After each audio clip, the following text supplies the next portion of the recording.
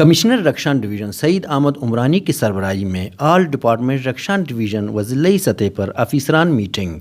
مزید تفصیل خورشید عالم کی رپورٹ میں۔ کمشنر رکشان ڈویژن سعید احمد عمرانی کی سربراہی میں میٹنگ منعقد ہوا۔